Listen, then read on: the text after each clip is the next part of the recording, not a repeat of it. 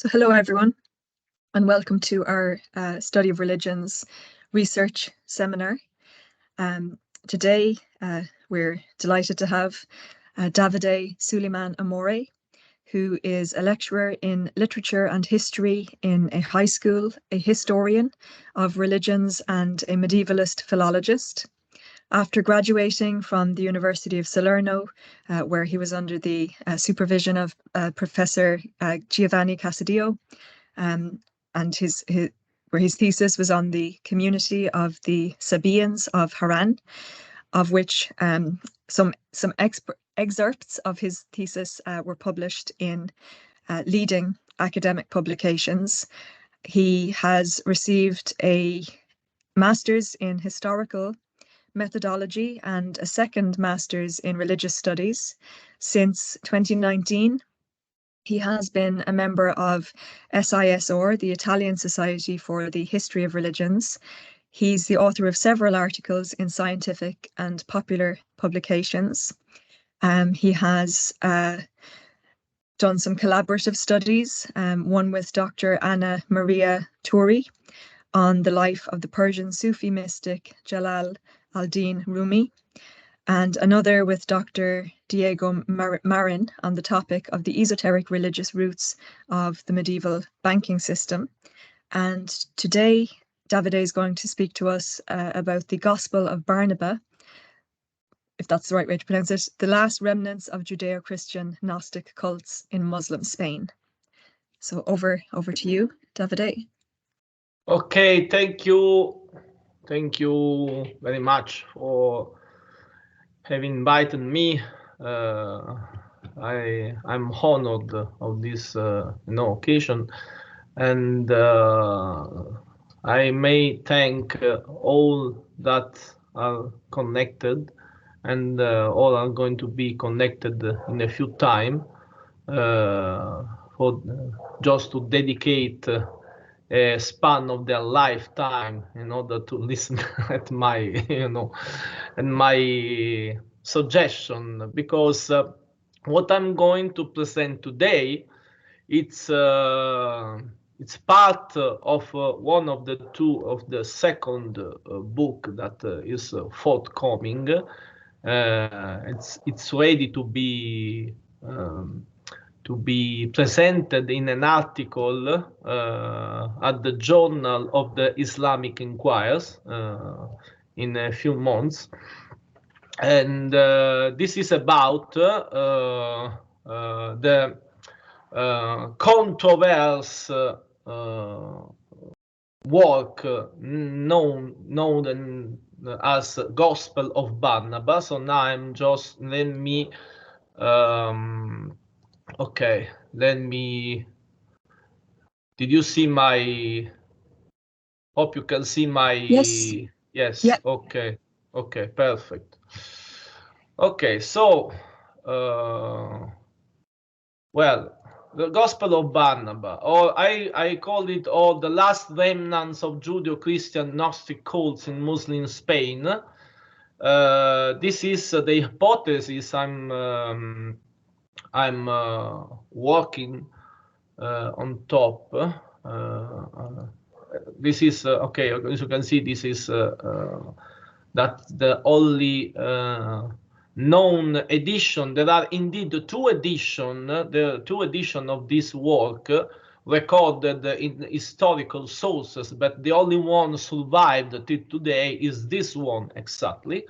Which is the Italian edition. The other one is the Spanish edition, but is a translate, is coming from the Italian edition. So we have enough luck that we still kept the original one. And so about this, are you still seeing my sorry, because did you see my PowerPoint again? Do you see my PowerPoint? It's gone now. Maybe it's gone now. Wait, let me because all this okay, perfect. Let me try to connect again. Okay, perfect. Okay, so the extant Gospel of Barnabas, often classified among the modern Apocrypha, survives in Italian and Spanish versions and is no doubt the product of the late Middle Ages. Okay. There is, however, a Gospel of Barnabas mentioned in earlier Christian history, and it is fairly safe to assume that the medieval book of the same name is intended by its author to be the same work. In the preface to the Spanish text of the medieval Barnabas, we are told that an employee of the Inquisition, a so-called brother Marino, encountered a reference to an early Gospel of Barnabas in the writings of Irenaeus. Then, sometime later, by a happy accident, he found a copy of the same early Gospel in the library of Pope Sixtus V. Neither the known text of Irenaeus, Adversus Heresies, nor any existing fragments from Irenaeus' writing mention a Gospel of Barnabas as the preface claims, but two other works do. A Gospel of that name is mentioned in two lists of books, received and not received, by Orthodox Christianity, the so-called Gelasian Decree, and the so-called list of 60 books. The later of these two references is dated to the 7th century CE, Common Era, after which a gospel according to Barnabas is never heard of again until the medieval work appeared. So it is widely assumed that this is the historical opportunity seized upon by the author of the medieval work, knowing through Irenaeus the list or some other source that there had once been a Gospel of Barnabas, but that it was no longer extant, provided the medieval author with a perfect situation in which to place his forgery.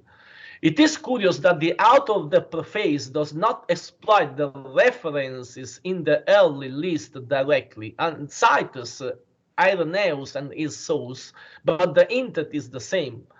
The story is that Fra Marino encountered a notice of an early Gospel of Barnabas, and then miraculously he found a copy.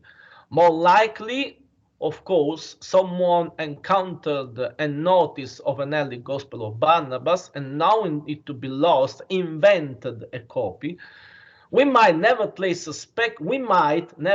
speculate that someone did find or had knowledge of an early Gospel of Barnabas, and that the extant work does bear some relationship to an earlier work of the same name.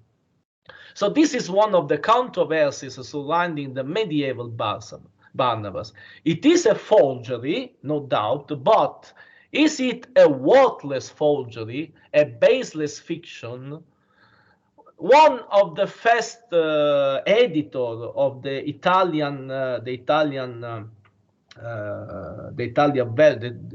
that translated the Italian version, that is Cirillo, Luigi Cirillo, which he was a scion of the well-known Biblist and scholar of Judeo-Christianity movements, that is Puech. Okay, Cirillo was his student. He tried to demonstrate that an early Gnostic gospel underpins the medieval work. And the Rags, Lonsdale and Linda Rags, who translated the Italian manuscript into English, made similar speculations. Several scholars, in fact, have been struck by the work's recreation of early Ebionite points of view. In the 1960s, Shlomo Pines, that doesn't need any presentation, suggested that the medieval work may contain residues of early Ebionite writings. those that see traces of early material in the medieval texts are naturally intrigued by the possibility that an ancient Gospel of Barnabas is now buried in the medieval work of the same name. Here, in this slide, you can see the hypothesis of Jewish-Christian filiation, the one that they agree, they strongly support this hypothesis. Toland, that one of the first editors of this work, the Rags and Shlomo Pines, Cirillo, Blackhurst, and the ones that are against James Gobilot, and I send all of you to these works if you want to have more, more knowledge about it. This is not. We, of course, we are convinced of the first hypothesis that the Gospel of Barnabas indeed is, even if very, very, very weak, but it can be a clue of a survivance, a kind of survivance of Ebionites, Jewish Christians, doctrines into Muslim Spain. You know that according to the Italian edition, the first copy is claimed to be found in Granada. Found in Granada during the 13th, 14th century. So we are talking about the Battle of Las Navas de Tolosa, just to make you understand the situation, the political situation, and the Muslim presence in Iberian Peninsula were limited only to the Andalusia region. So that is Granada and all Andalusia, and that potentate, that emirate, the emirate of Granada, was a vassal of the kingdom of Leon. This is very important to understand, and you will see later. By the way, so stated that according to me, of course, according to my hypothesis of research, so everybody can of course not agree about that. So stated that the Gospel of Barnabas could be an evidence of the surviving into late medieval Spain or even early Renaissance period of Judeo-Christian doctrines in some way. The question that I made to myself is, how did the Ebionite doctrines become part of the Islamic polemical endowment? Because the Gospel of Barnabas, just to be more clear, contains a portrait of Jesus Christ that is Muslimized somehow,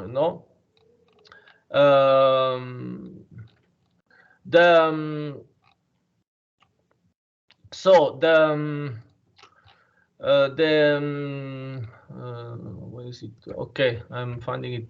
The content of the Gospel of Barnabas. You can see this is the contents.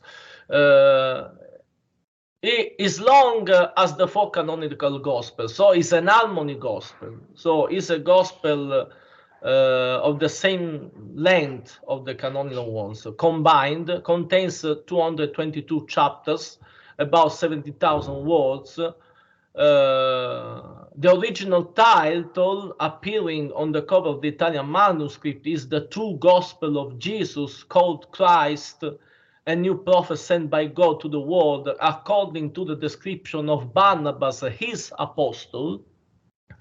And we know that Barnabas was not exactly one of his apostles, but this is according to the Catholic tradition. Meanwhile, to the Ebionite tradition, Barnabas is claimed to be the apostle of Jesus. So this is one first important clue. It follows a critique by the author, who claims to be the biblical Barnabas, of all them that dwell upon the earth desired peace and consolation, including Paul the Apostle, while deceived by Satan into preaching a most impious doctrine by calling Jesus Son of God, repudiating the circumcision and permitting every unclean meat. Okay, so it appears to be a gospel harmony, focusing on the ministry and passion of Jesus. The gospel begins with combined elements of Matthew and Luke, such as the annunciation by the archangel Gabriel to Mary, the adoration of the Magi, the massacre of the innocents, the circumcision of Jesus, and his finding in the temple. It then jumps to Jesus at the age of 30, when he goes to the Mount of Olives with his mother to gather olives. While praying there, he received the gospel from Gabriel. Okay. After this revelation, he tells his mother that he will no longer live with her. Jesus later goes to Jerusalem and begins preaching there. He appoints 12 apostles to accompany him during his ministry. The gospel mentioned only 10, including Barnabas. The gospel follows teachings attributed to Jesus about the origins of circumcision, condemnation of the uncircumcised, and the life of Abraham, including his destruction of idols and sacrifice of his son Ishmael. So as you can see, the content of the gospel is a mixture of Muslim doctrines. So, as for example, the sacrifice of Ishmael instead of Isaac is well-known, Muslim point of break with the other two religion of the book, namely Jewish and Christianity. There's the destruction of idols made by Abraham. That is when the story that the tradition that was Abraham that first built the Mecca. So this is another Muslim ingredient. But there are some ingredients that are not Muslim at all, and they are even against Muslim doctrine. One of these is that Jesus Christ was not the real Messiah. In the Gospel of Barnabas, Jesus said by himself, "I am not the Messiah, but another one, which is Ahmad. It's the real Messiah who is coming after me." Okay, so this is, but strangely, Jesus is called Jesus Christ, and sometimes it's called the Christ. The Christ means Messiah, and seems like so. What's the problem here is that what is appearing to me is that we have substrate. If you work philologically in and you find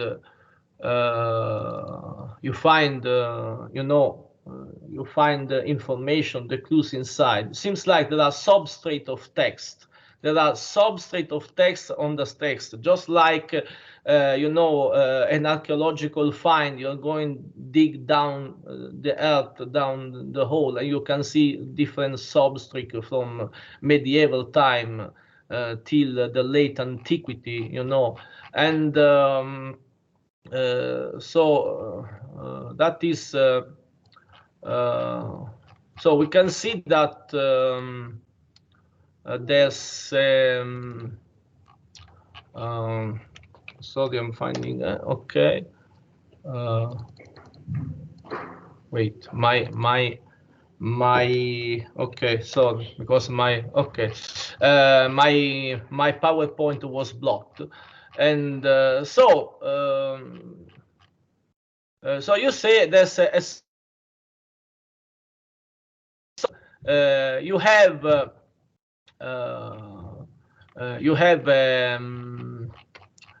Muslim content that is covering, but inside the Muslim content you can find these clues or Jewish, Christian, and Ebionite doctrines. As for example, I'm making some example. That's the part, the introductory remarks, when he said, "Dearly beloved, the great and wonderful God hath during these past days visited us by his prophet Jesus Christ in great mercy of teaching and miracles, by reason whereof many, being deceived of Satan and preaching most impious doctrine, calling Jesus Son of God, repudiating the circumcision ordained of God forever, and permitting every unclean meat, among whom also Paul was deceived, whereof I speak not without grief." This is very interesting because we can see in this work not so heavy like other Ebionites work, like for example, for example, or even Manichaeans work like Apheleia, for example, that they have an heavy anti-Pauline doctrine. Okay. Some of them even calling Paul like deceived of Satan. But we still have an anti-Pauline doctrine, which is not original of Muslim doctrine, because if you can see in the Quran there's nothing that even resembled by far something that is going against the Apostle Paul. The Apostle Paul is not even named in the Quran, and is not.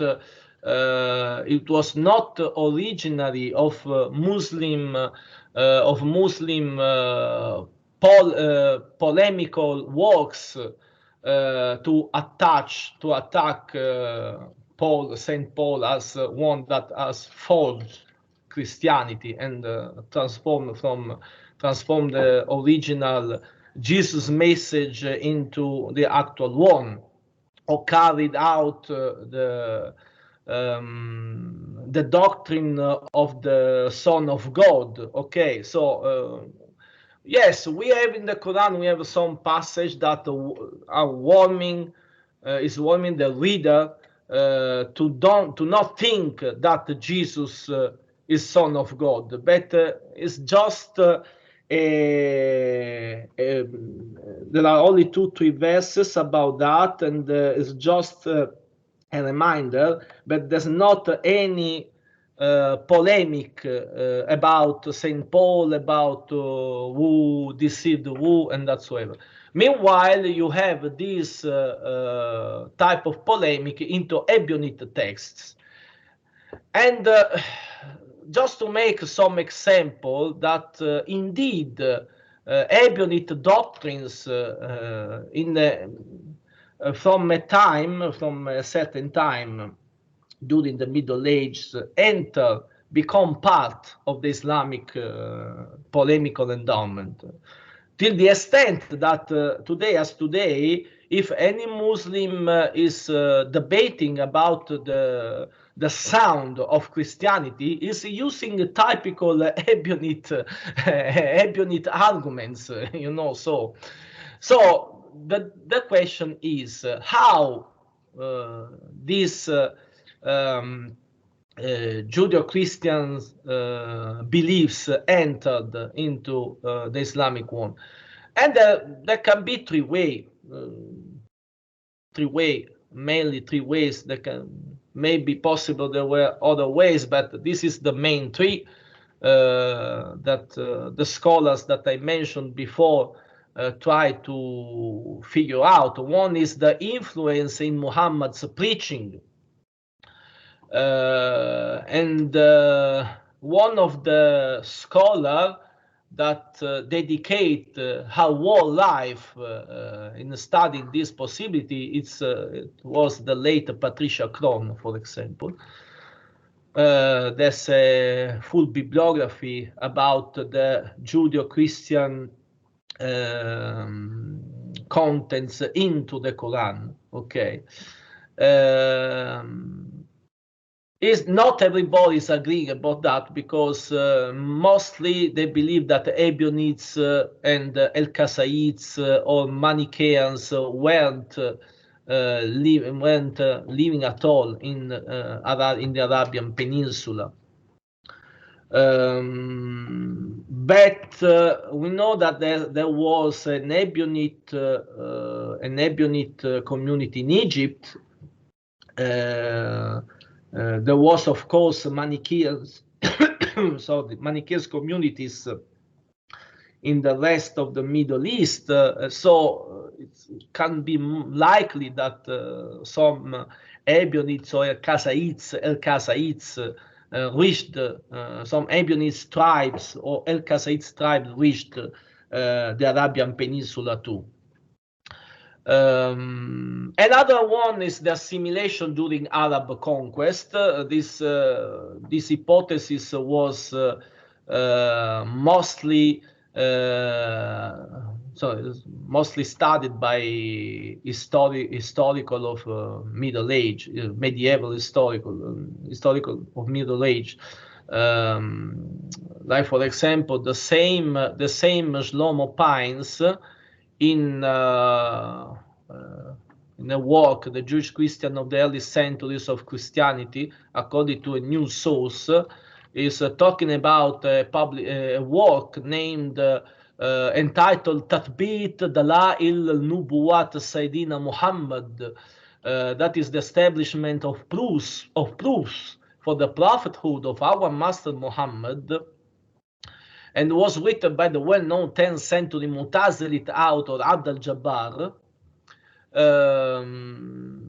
And Shlomo Pines stated that this Muslim theologian adapted for his own purposes, inserting numerous interpolations, writings reflecting the views and tradition of a Jewish Christian community. That's his hypothesis too.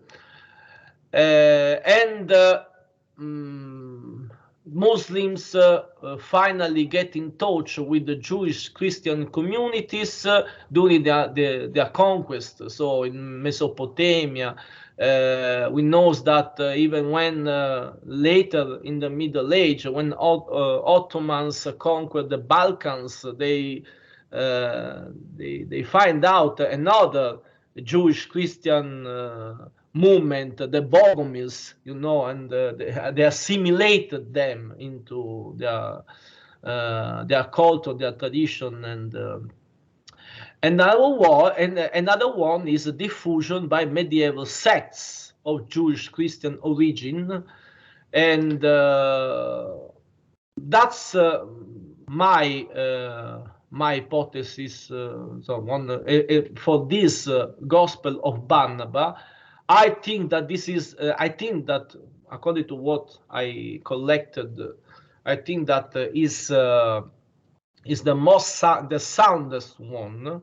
There are many evidence, some evidence, some clues, not many, some clues, because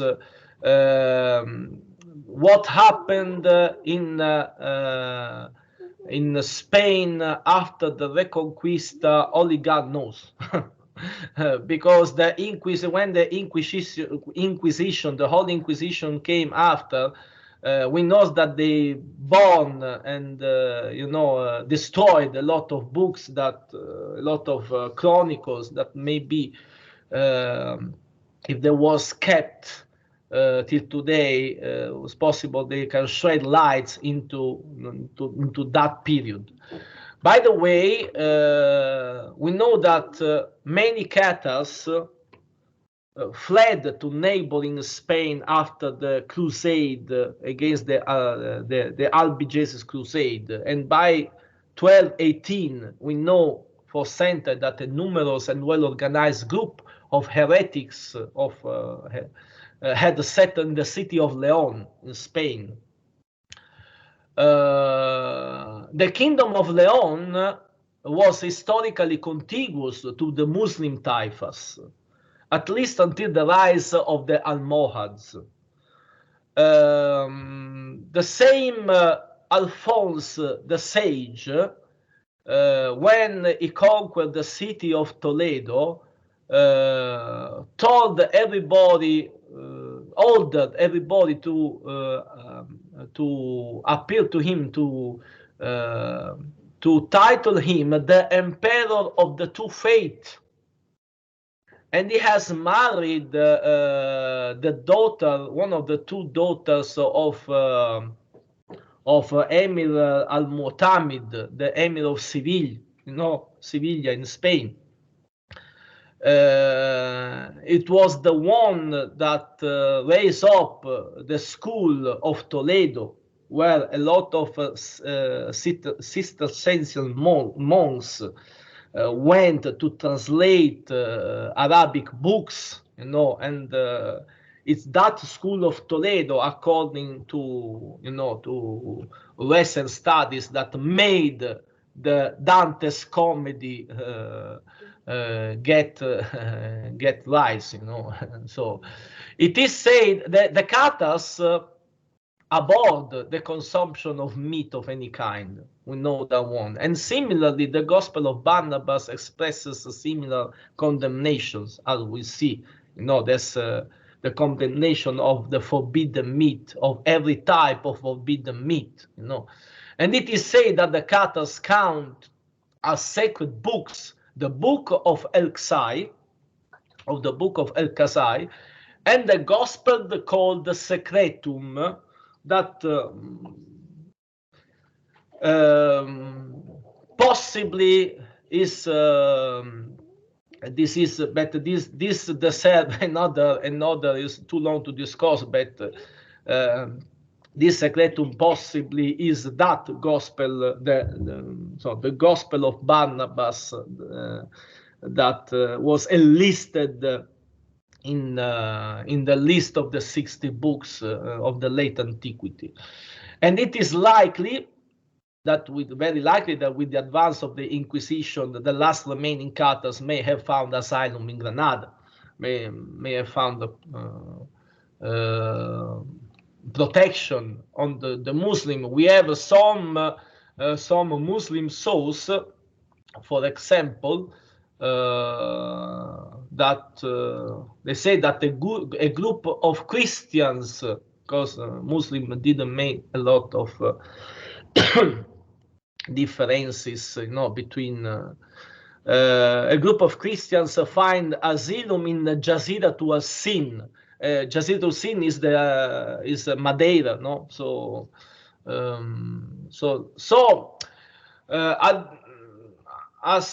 just to conclude,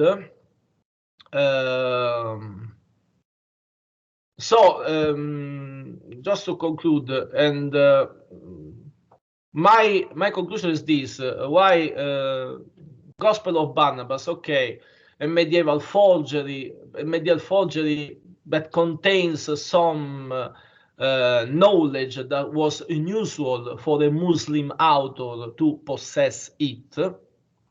Very technical arguments that was the endowment of Ebionites polemic, Ebionites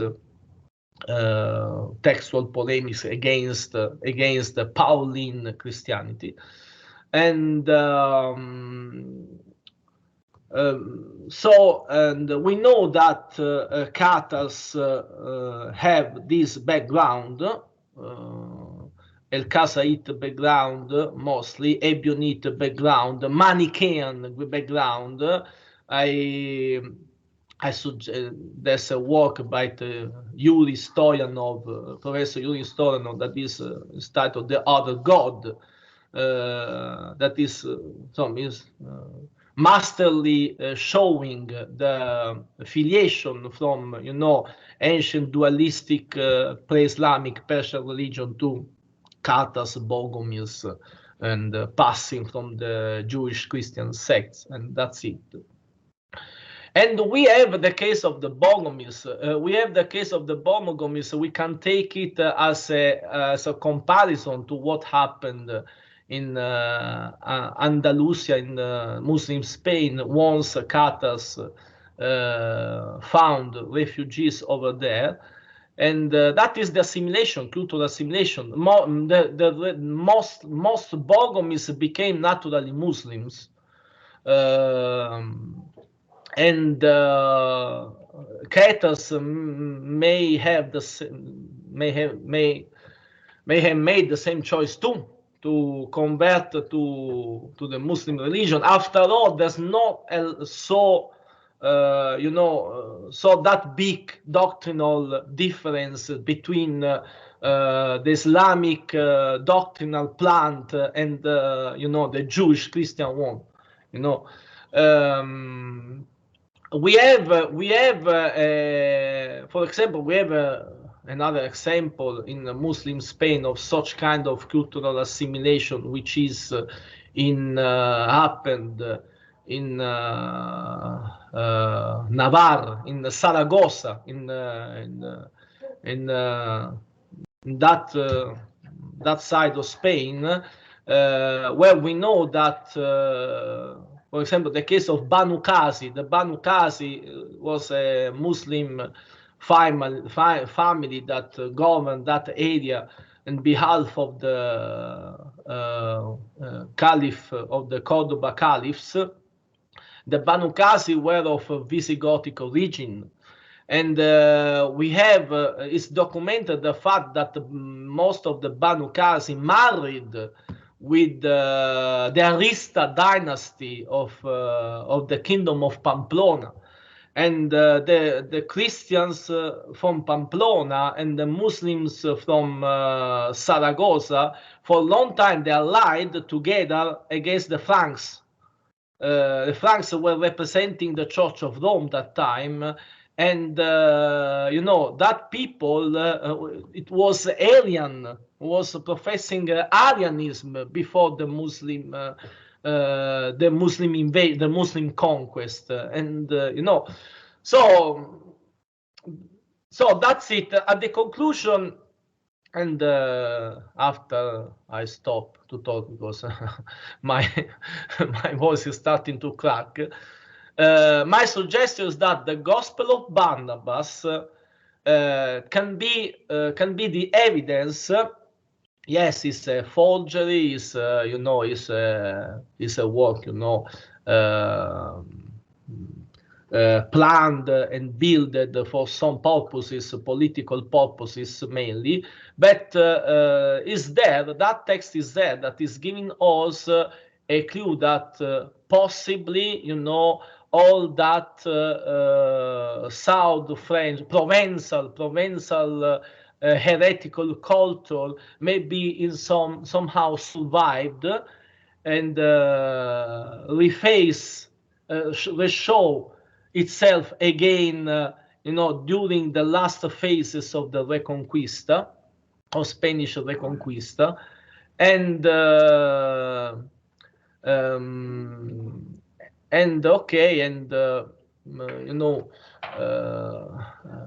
so at the end we can figure out maybe it can be a work from a Muslim that was well educated into doctrinal, but for a Muslim to make some kind of affirmation, it's a problematic, it's a little bit problematic. So it sounds even heretical for Muslim himself.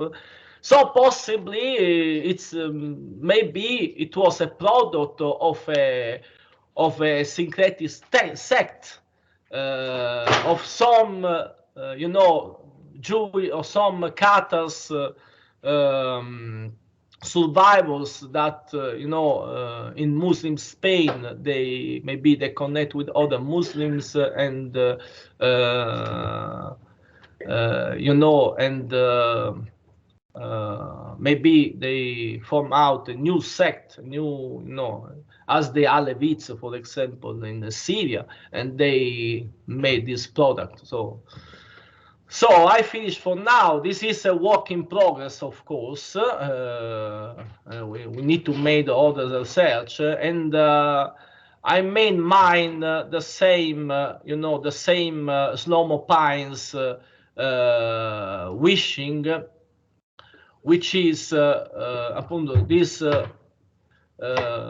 He says at the end of his work, why the editors of the Gospel of Barnabas were by no means categorical in their conclusions.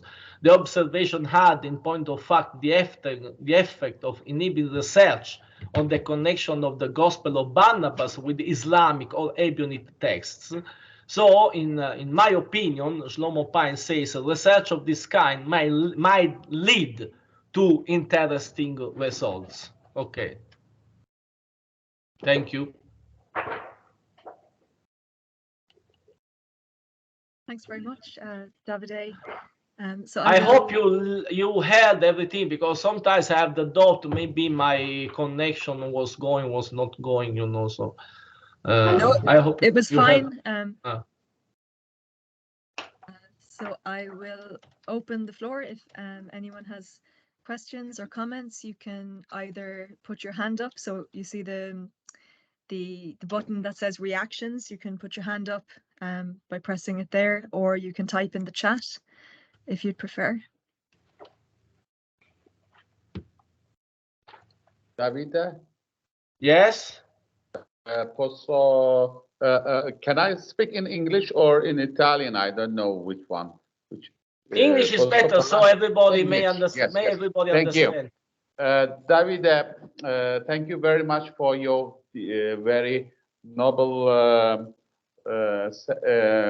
your speech. Wonderful and was very useful. You can see there are many Turkish scholars on the screen. They are eagerly listening to you. Thank you very much also for them to coming in this meeting. Do you know about our Turkish developments about Barnabas Gospel? In last decades, some of the copies of Barnabas were discovered in the southern eastern Turkey. Do you know about that? Yeah, I heard about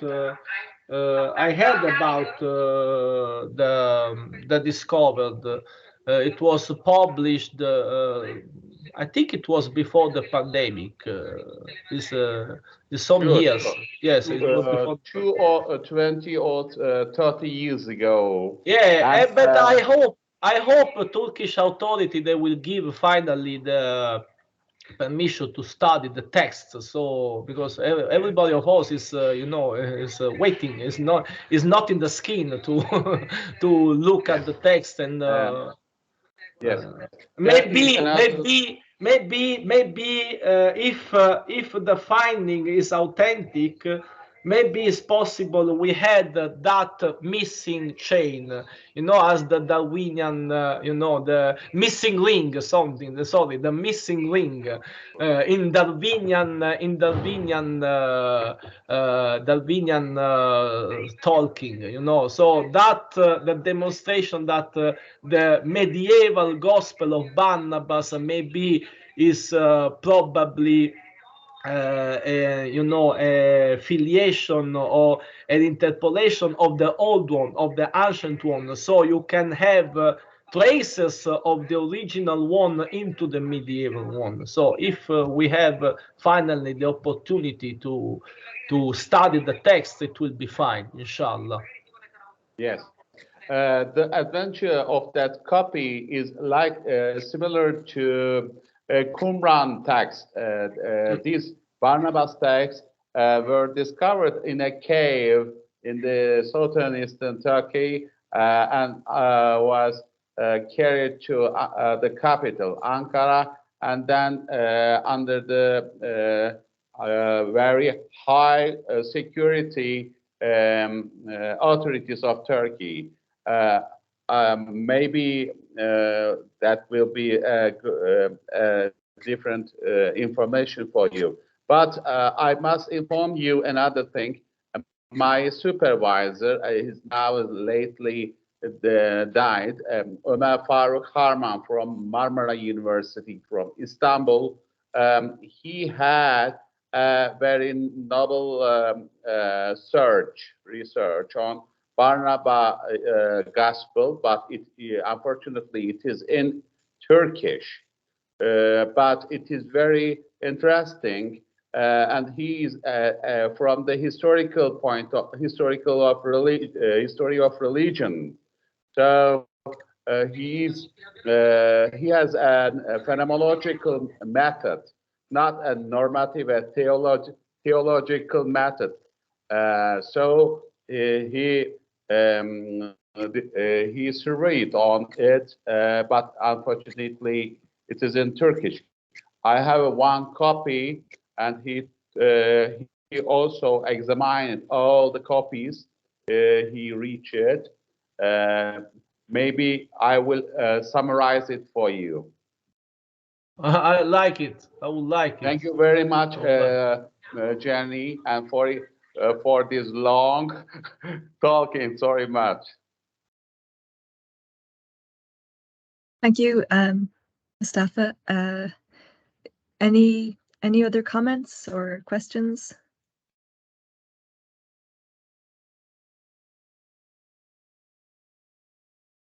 So the significance today, you know, outside of the research interests of scholars, is it, you know, is this kind of negated by it being considered a forgery, or does it have any esoteric importance for people today, Davide?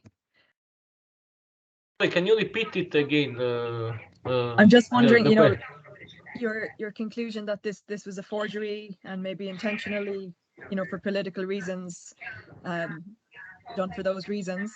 Today, you know, you were mentioning the interests of scholars in looking at the texts in Turkey and stuff, and I was just wondering if the text has any significance in any modern groups, or is it just generally accepted that it was historical, you know, now that it's seen as a forgery? No, okay, yes.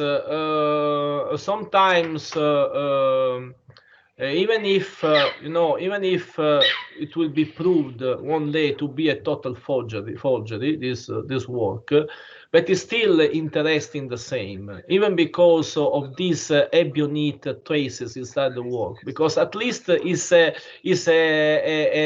demonstration of diffusion of you know, religious ideas, you know.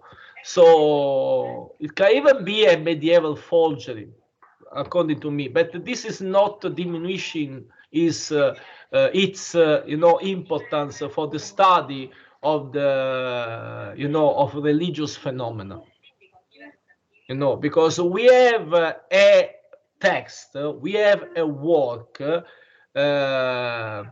embodied, okay, is you know, there are Muslim Islamic doctrines, Islamic datas inside, but inside a work, you know, that maybe was you know, organized in order to, you know, to give to show everybody, look, Islam is the true religion, Islam is the right one, you know, the others are but paradoxically it contains a, you know, a Jewish Christian doctrines or other other, religious doctrine, not Islamic, in order to, to demonstrate the soundness of the Islamic tradition. So this is very interesting. And another interesting,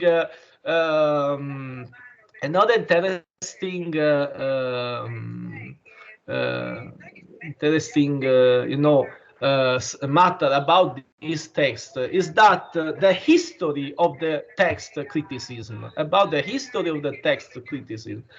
There was a furious debate. Was even to the point to risk a murder, a furious debate between Cirillo and Cirillo, which is a Biblist,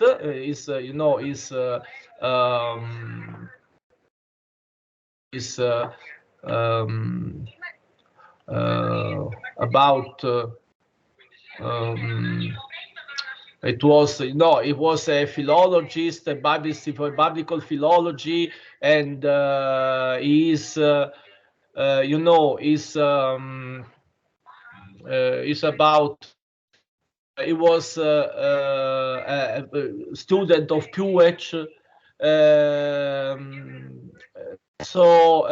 Puech is the well-known historian of the Jewish-Christian movements of the late antiquity, and he was, he was supporting the idea of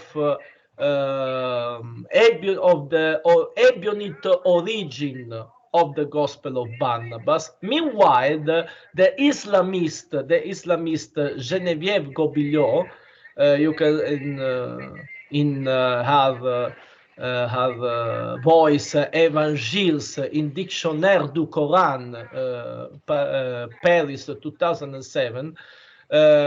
She said that l'approche. I'm reading the French